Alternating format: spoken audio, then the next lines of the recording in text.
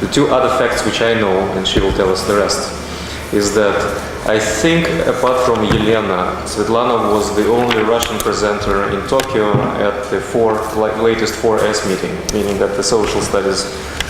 Right. I didn't make, well, yeah, that's right, yeah. And the last thing she told me yesterday, which I think adds a very nice touch, she is originally from Stalingrad, meaning from Volgograd, so we expect a nice fight. Yeah. So, hello everyone, I'm Svetlana Miляеva. Is that, could I have it? Okay. Yes, all right. And at the moment I'm affiliated with Edinburgh University, where I completed my PhD in 2009. The title of my work today has three parts in it. The first part is the legal making, the second part material markets, and the third part is currency derivatives. So now I'm at even more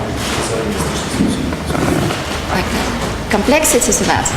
It's not just any abstract legal making I'm going to discuss, it's a very particular law, the Article 1062 of the Russian Civil Code. And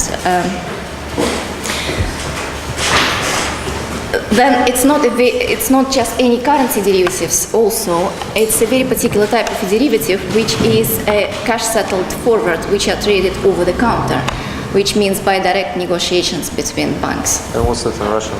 Any chance? Sorry? What's that in Russian? Сейчас скажу. In Russian it's расчетные форвардные контракты. Понятно. В общем, доклад про расчетные форвардные контракты и гражданский кодекс. Yes, exactly. Yeah. Right. So as I said, these cash-settled forwards, they are traded over the counter, which means by direct negotiations between banks rather than on exchange. And the currency pair I'm going to discuss is the US dollar and Russian ruble.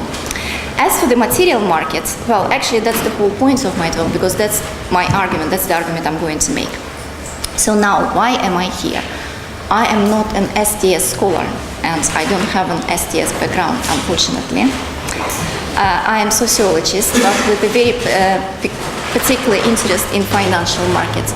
And this interest in financial markets is what makes me to be considered a researcher that belongs to a very particular field, which is social studies of finance, or SSF. So to be able to explain what that field is, let me use the quote of Bruno Latour from his most recent book, which is The Making of Law.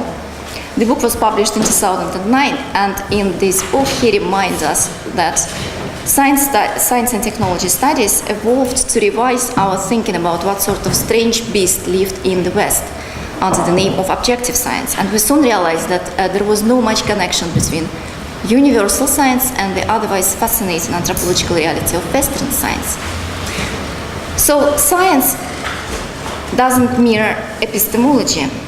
Well, likewise, financial markets perhaps does not mirror economic theory. Financial markets perhaps bear no more resemblance to economic theory than science does to epistemology. Well, actually, one of the most interesting developments in science, social studies of finance, is the performativity of economics, where Donald Mackenzie argues that economics as an academic discipline also performs markets rather than simply describes them.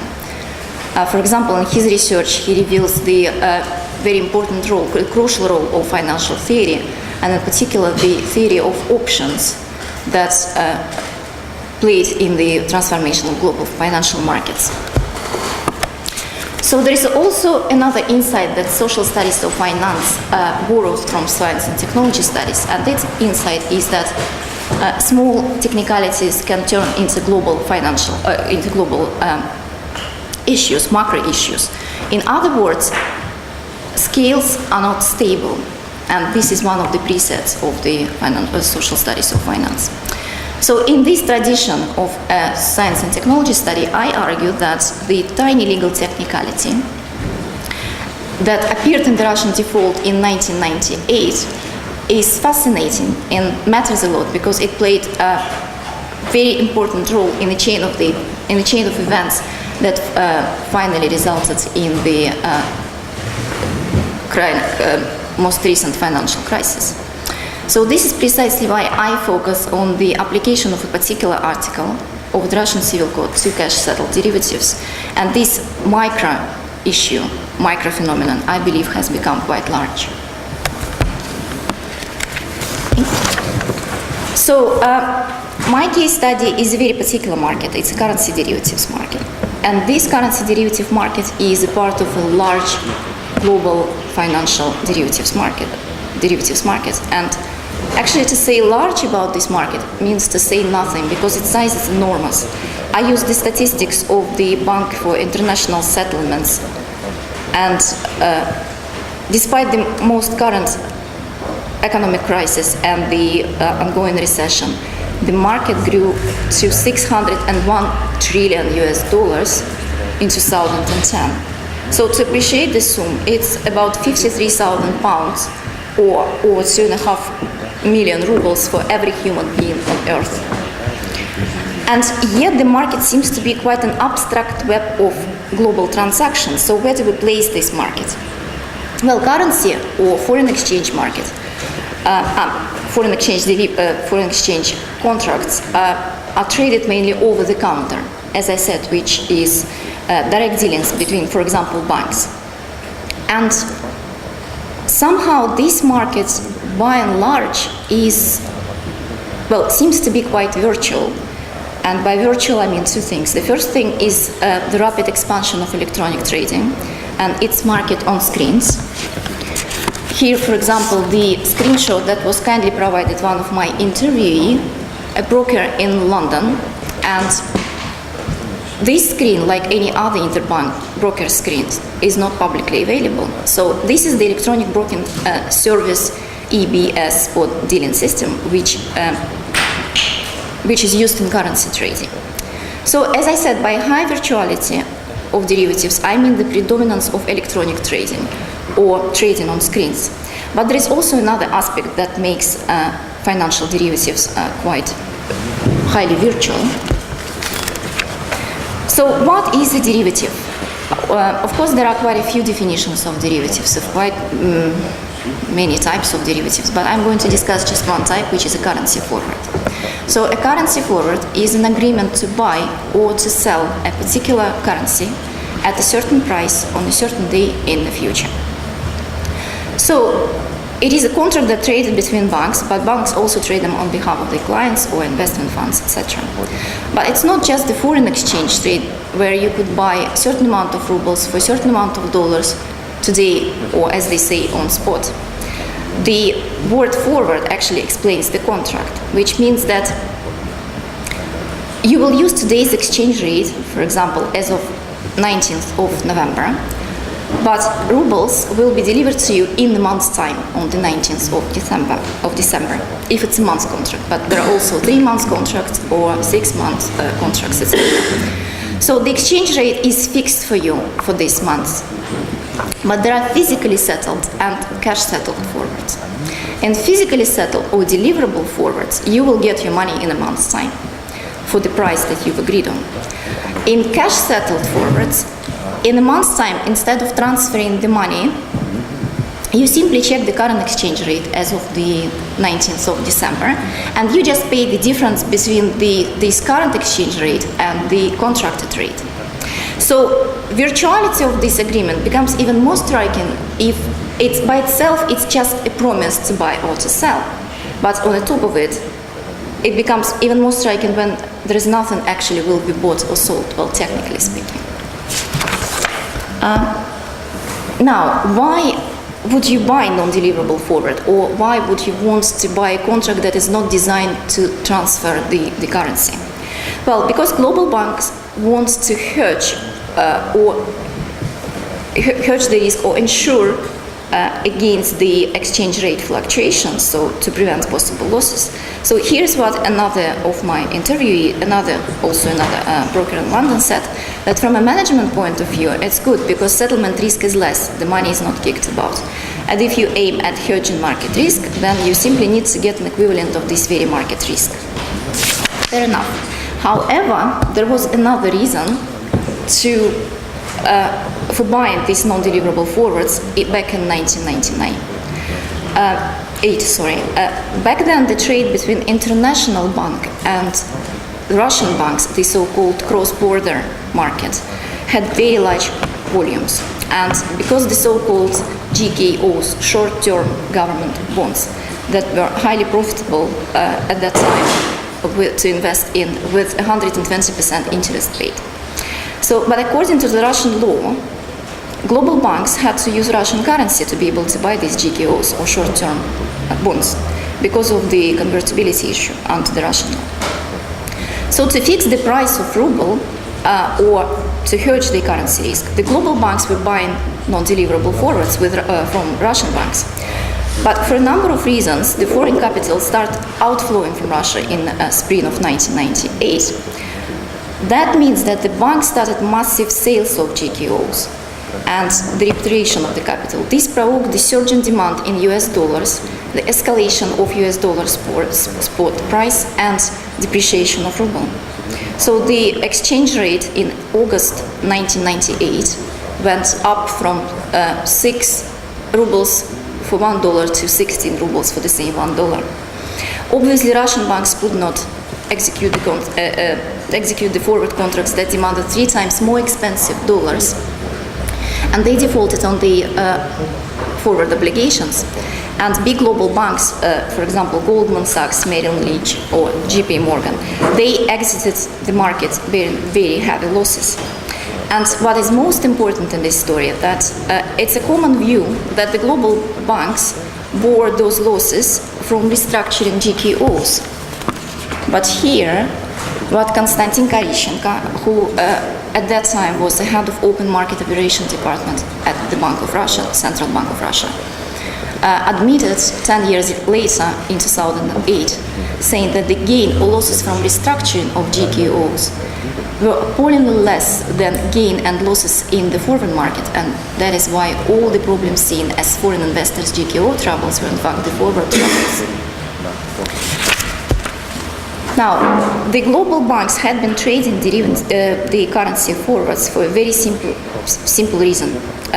They were attracted by high profits in GKOs and presumably helpful cash settlement of the non-deliverable forwards. However, this advantage of the cash settlement turned out to be quite a peculiar thing. It comes particularly handy when there is not, the item of the contract cannot be delivered, for example, an interest rate or financial index. This looks like a great solution for financial derivatives, but it's also a dangerous one because if there are no delivery, these contracts might be seen as gambling. And gambling is a financial activity which is not legally enforceable, and which means that the party of this contract, non-deliverable contract, are in the business at their own account. So this issue of gambling is a recurrent problem for financial derivatives, and across the world legal systems are very hostile to gambling, and this is precisely why financial derivatives has not been recognized as sound, legally enforceable and respectable activities at once, instantly. There's been very interesting research done by Marek Degude in 2005 on that, and also the Donald Mackenzie and Yuval Miller published a paper in 2003 in the American Journal of Sociology where they gave absolutely fascinating account on how the same legal uncertainty caused the delay in the introduction of index futures in 1970s in the US. So the same very same gambling issue reappeared here in Russia back in 1998. Global banks could not recover their money from Russian banks because these litigation battles that followed the crisis resulted in Russian arbitration courts declaring those contracts void. Without the physical delivery, the courts classified those contracts as bets and therefore referred to this article 1062 of Russian Civil Code, which says that the claims of citizens and legal entities connected with the organization of games and betting or participation therein shall not be subject to judicial enforcement. So the message from the Russian legal system or the application of this article to the forwards meant 3 things. A first thing is there was no way to recover the money for global banks, and this legal message provoked the so-called a flight to quality, which means that global banks, to cover the losses that global banks and hedge fund preferred financial assets that were safe. And because of its not so safe portfolio, the hedge fund, which was called the long-term capital management, suffered most, and it went bankrupt in September 1998. The collapse of this hedge fund made the Federal Reserve to cut interest rates, because this hedge fund was far too big to fail unassisted, because quite a few American banks actually been linked to that bank. And low interest rates restored financial confidence, but they also produced what is now called bubbles, the dot-com bubble and housing bubble. And the result of the housing bubble is well known to us all. It's the most recent financial crisis and the ongoing recession and the current Eurozone debt crisis. So the scales are not stable indeed. This tiny technicality, the application of this article of Russian civil code to non-deliverable forwards was a link in this chain of events that eventually led to the most recent financial crisis. Now, the second consequence of the same application was that this is the forward market after the crisis, after 1998. So global banks kept trading these forwards with each other offshore under British law. Most of the trade was and still is in London. Russian banks simply stopped trading such contracts, and the cross-border trade between Russian banks and London banks almost disappeared. So, as you can see, the market became quite segmented. And what's wrong with this segmentation? As economists would know, the segmentation results in the lack of liquidity. And the lack of liquidity means that without widely recognized legal protection, global banks are simply not interested in trading these contracts. And the more difficulties in hedging Russian currency, obviously the less investment capital goes into the Russian economy. And finally, the third consequence of the application of this article to the forward contracts. Banks that trade over the counter normally, and not normally, but obviously, and not in just one contract, but produce a myriad of different derivative obligations transactions, both cash settled and physically delivered. As a rule, all interbank transactions are covered by so-called master agreements, which is a standardized contract that assembles various types of derivatives traded between banks into one agreement. So the comprehensive structure of these agreements makes it possible to reduce all outstanding obligations to just one final sum. For example, a very basic example here, Dresdner Bank is under the obligation to pay BNP Paribas $300,000, and BNP Paribas owes Dresdner $100,000. So the final sum which should be paid is $200,000. Now, if cash-settled contracts are not legally enforceable, that means that this agreement, master agreement, cannot work. So netting is not possible, but it's a risk management tool, and the importance of this risk management tool was demonstrated during the latest financial crisis. The web of sophisticated derivatives transactions between global banks is so complex that without the netting it's not possible to sort out the obligations between banks. So of all of these three consequences, unfortunately we cannot reverse the financial crisis, but to enable netting and make the forward contract, market liquid again, it would be logical to make these cash settled forwards enforceable under the Russian law. So the talks began in 2000, but it took 7 years to make these contracts enforceable. And the civil code has been amended in a way that this article 1062 got few more words confirming that forwards are not bets. Why did it take so long? Because this tiny legal technicality is quite a complex matter. For example, it involves politics that is shaped by the conflict of regulators, and in this case, the regulators is the Central Bank of Russia and the Federal Financial Market Service. Because of the overlap in the areas they control, both of these authorities can initiate legal changes, and that's what they did, but the changes were different. The central bank favored the legal project that promoted the so-called law on derivatives, the Anglo-Saxon way, whereas the Federal Financial Market Service wanted simply to change the civil code, the existing civil code, the so-called German way. So the Bank of Russia had more authority and still has more authority and power than the newly established Federal Financial Market Service, and yet it failed to make and implement the law it was promoting. So this happened for the number of reasons, but one of the most important one, from my point of view, was the civil code itself.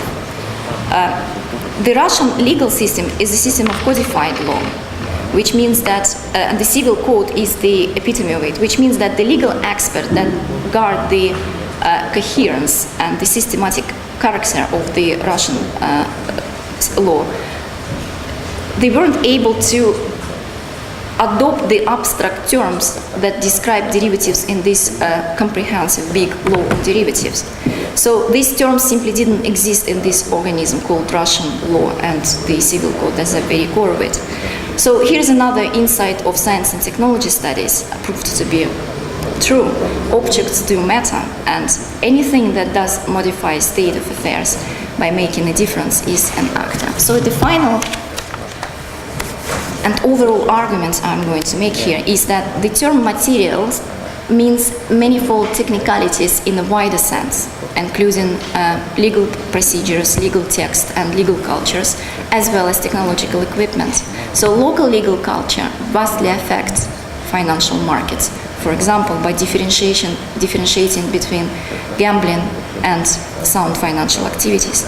Also, the tiny legal technicality can have quite an obvious global, very material results, the most recent current crisis. And it also makes derivatives either disappear or reappear back into the material existence. So the legal text is a part of a machinery, a very particular machinery that produces the materiality of similarly virtual financial markets. That's it. Thanks very much for your attention. Well, we have a very specific case and quite a lot of time for discussion, so who would like to join first? Okay, Victor. So thank you so much for this presentation. And when Donald Mackenzie analyzes the recent options market crisis and the causes of options market crisis, if I remember correctly, he used to point to black short-term black correction as one of the reasons.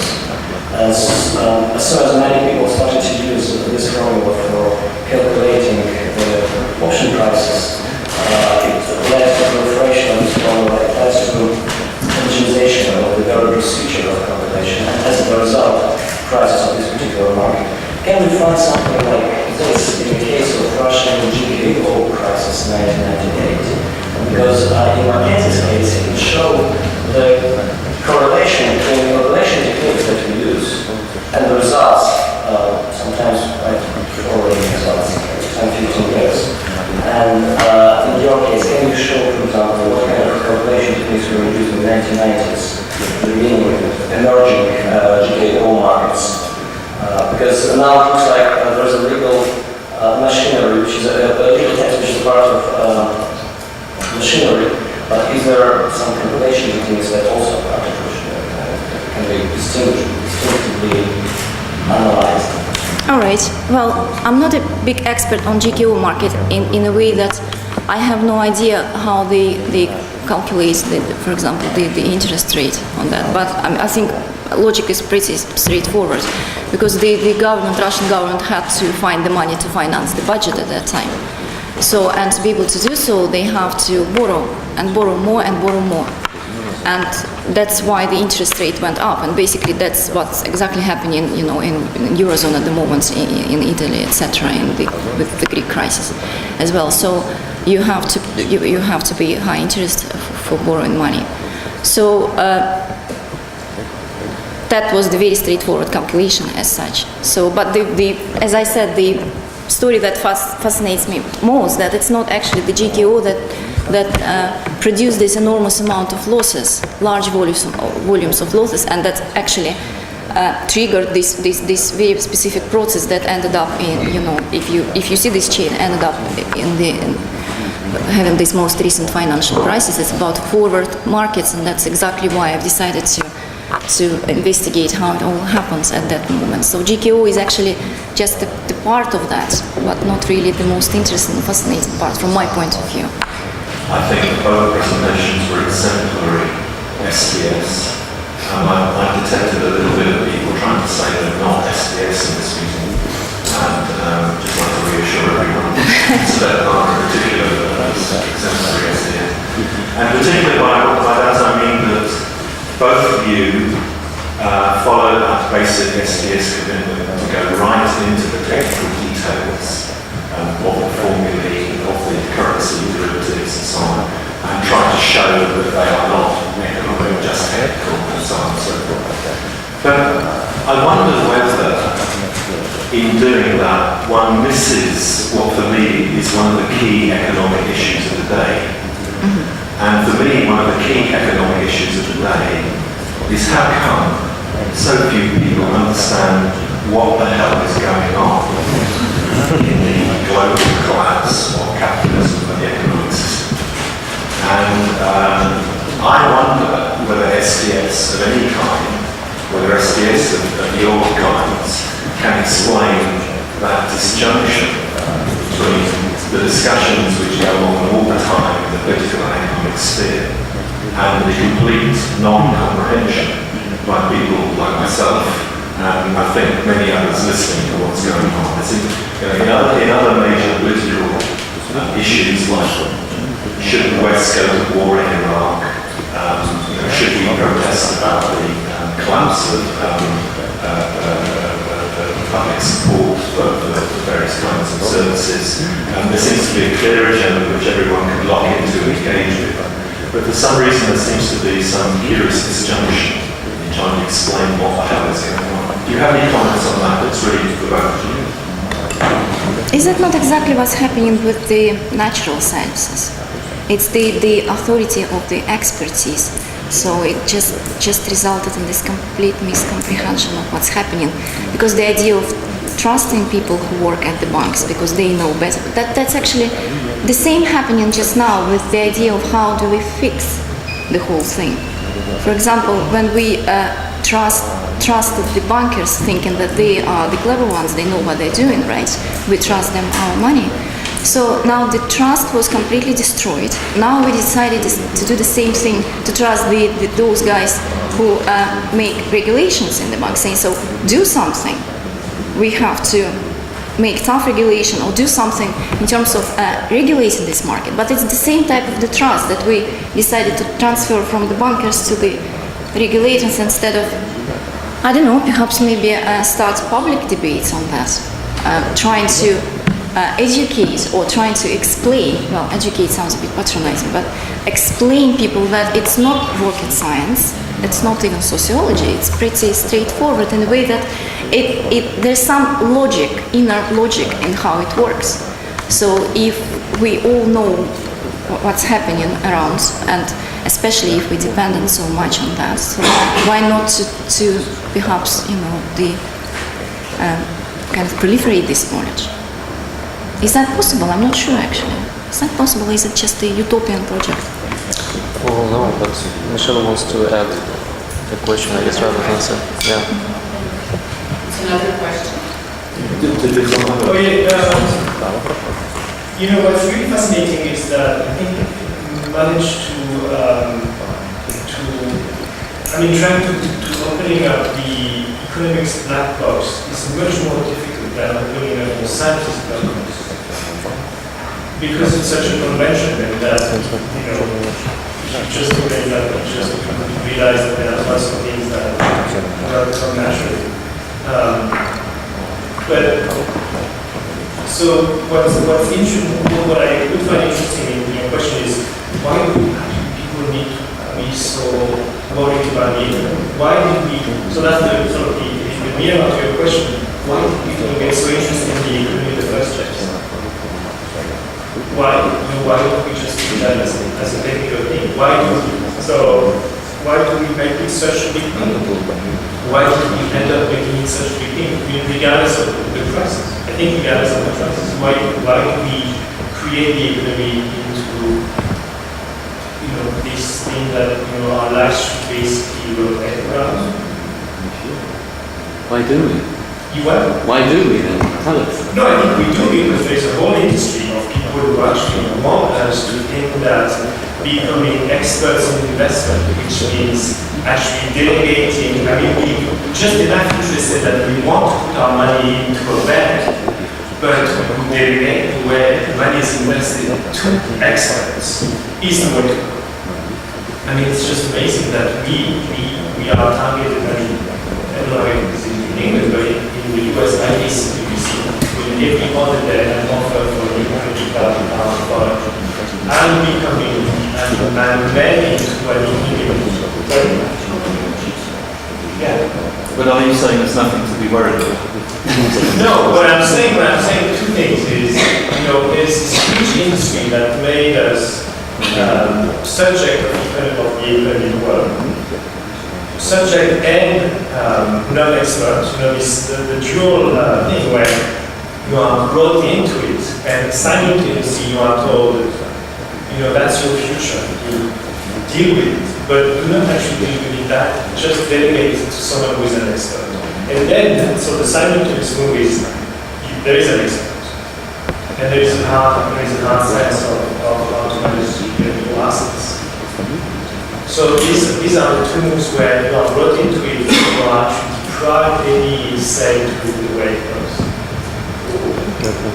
Well, actually, we have enough time to let Michelle start a whole new type of argumentation, but I wanted to finish with this first, because suddenly Vincent was called to answer for Svetlana. And for me, the question is the difference between the two arguments presented in front of us. That is, if I had to represent what Vincent was saying in a very primitive way, is that models matter, particularly mathematics, which was completely unaccounted for. Well, what Svetlana seems to be saying is that legal formulations are more important in performing the markets. So am I grasping the difference right? Or Svetlana, please comment. I wouldn't say they're more important, but the results of what's happening when some particular piece of legislation is applied to a particular contract is more kind of immediate and more, perhaps it's easier to figure out what's going on by discovering this chain of events and to see how one thing leads to another. But about the models, I would assume that it's pretty much the same idea, so how they spread and how they perform the market in a way that through simple, I don't know, for example, Donald Mackenzie argued that simple imitation, actually, that's what makes modeling come to life as well. So somebody come up with a particular financial model, and then people just imitating, seeing the success of this model applied to a particular trade. So imitation, so what I'm trying to say that I cannot really, why there should be some sort of juxtaposition between those two.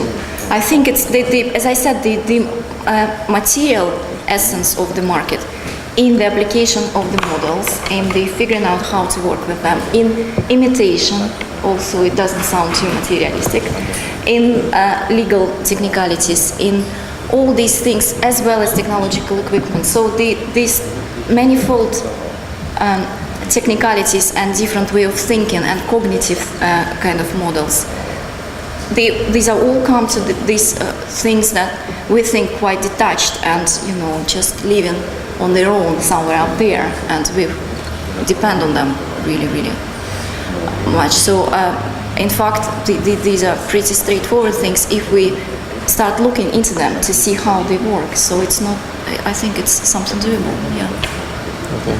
Well, Michelle had a different strand of argument, so why don't you? Well, first I want to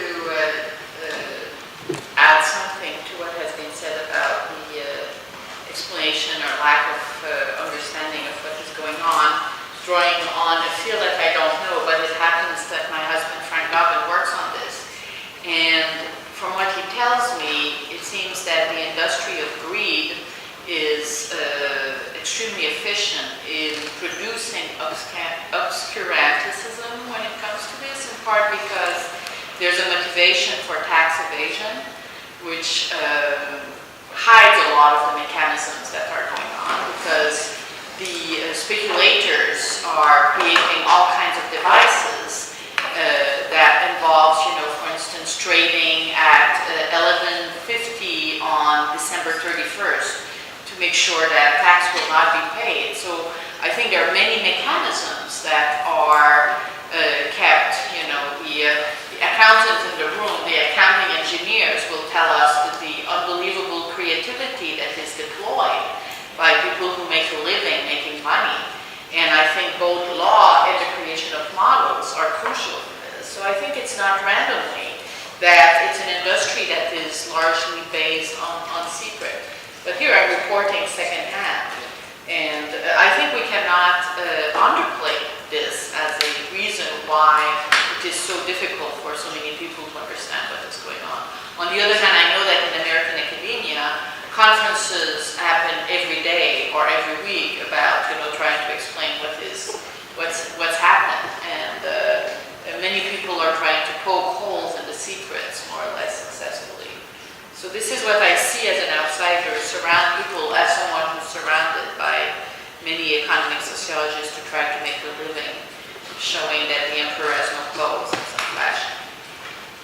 But the point I wanted to raise is really about your last slide, about materiality includes technicality. And one thing I'm always very puzzled when it comes to the material world or the material term in STS is really about the meaning of materiality.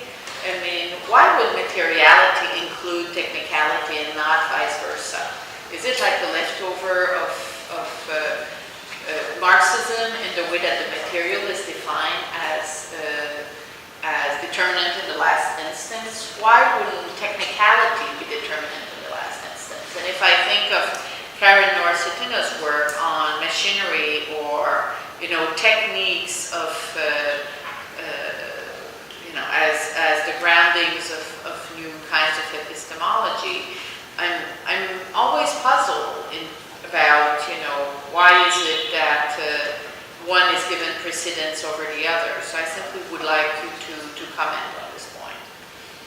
First, why would materiality include technicality and not vice versa? Why are people talking about the material turn and not the technical turn? Well, because the argument I'm trying to make is that the main thing is when it comes to think about derivatives market in particular, I'm not talking about all financial markets in its entirety. The derivatives markets seem to be particularly virtual in this sense. So they're everywhere and they're nowhere. So that's the whole point. So just even in the social studies of finance research, there is this idea of derivatives being highly virtual. It's new money, imagery and all these kind of terms. So to say quite the opposite, perhaps the most appropriate term would be to make these derivatives being material, something we can touch, something we can understand, something we can develop, or something we can develop our understanding of, etc. So in this sense, I wouldn't juxtapose these things as these two terms, technicality and materiality, because perhaps it's just in this particular application, technicality is pretty much the same term as materiality, and I can use them interchangeably in this sense. So I wouldn't say that there is a clear line conceptual line between this term, and now we have to understand how they interplay with each other and why first, not second, etc. So, does it answer your question? No. No, I just remain very positive about materiality. I mean, it seems to me, if anything, derivative are like a technical device. So why want to squeeze them into materiality? I just not sure I understand, but it can be my problem. As I said, just for the sake of an argument, to say that it's not virtual, it's material, technical, comma technical. That's sort of idea in this particular argument. But you can say it's technical, and doesn't matter really. Is technical virtual or is technical material? I guess that was one other question. Oh dear. No, because we look at the screen and we're kind of we're startled. It's technical. There's too many interdependent concepts. Or technical could simply be information. It's a setup, right?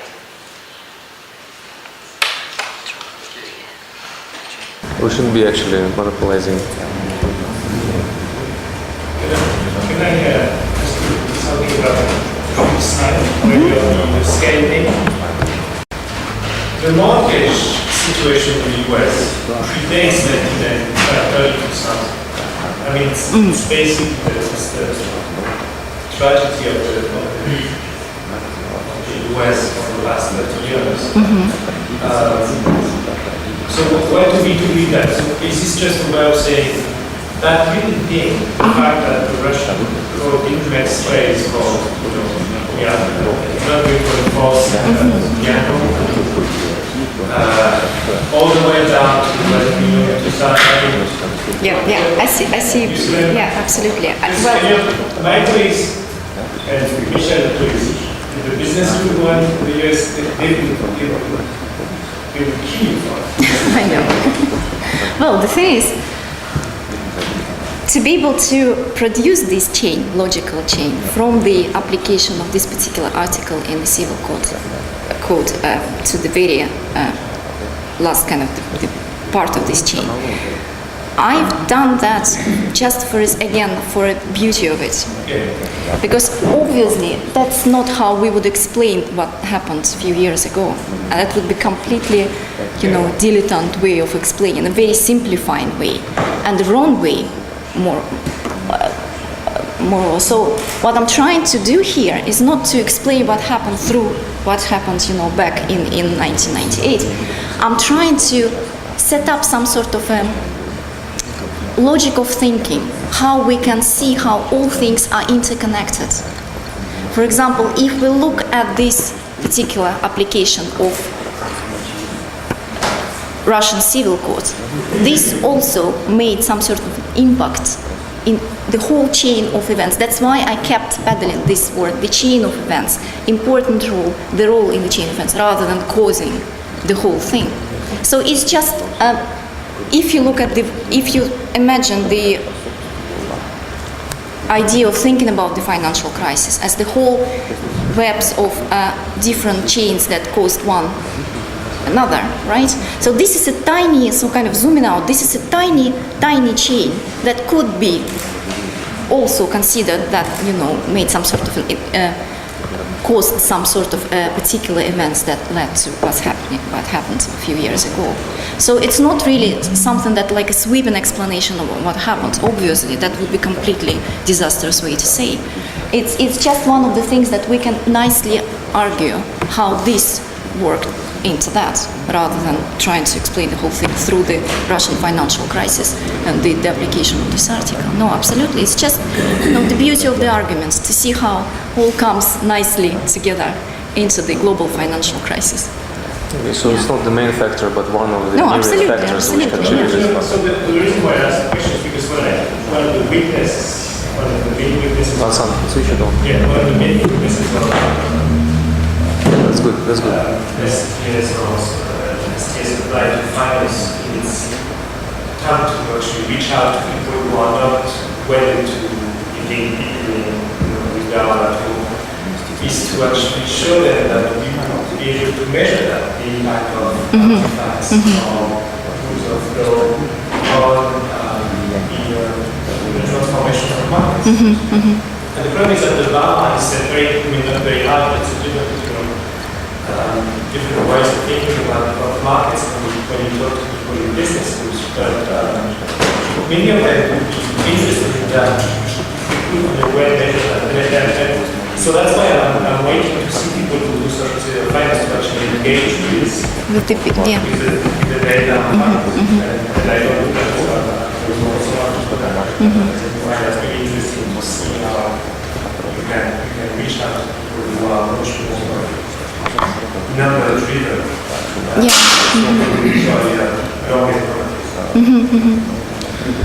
Thank you. I have our economics professor Maxim Buev, who is also a specialist on derivatives in the Royal Bank of Scotland, who wants to produce another question. But you guys have to change places, though. Можно ему дам микрофон? And then we go on for lunch after this. Yeah, it's after this difficult question. Not a question. It's actually I'm going to help Sveta with a couple of things. I think it's a brilliant slide. Actually, I saw something similar produced by Robert Besson, who's economics editor of the BBC website about 3 years ago. The timeline is very good, and it's maybe not particularly detailed, but answering Victor's question about blaming Black-Scholes formula is actually absolutely wrong. Because I mean, I don't know. I'm not obviously. I haven't read McKinsey, but Black-Scholes formula is still used in practices like starting point for all the traders and like a way of looking at the market. But what happened with the LTCM hedge fund is basically, well, one of the traders was betting on dollar-yen exchange rate that would be stable, and then Kobe earthquake happened, and basically many investors started bringing funds back into Japan, and the Japanese yen, as opposed to US dollar, the exchange rate moved, and nobody expected that. That's why they basically crashed. And you can't predict it with Black-Scholes formula, because it's like, how can you predict the earthquake?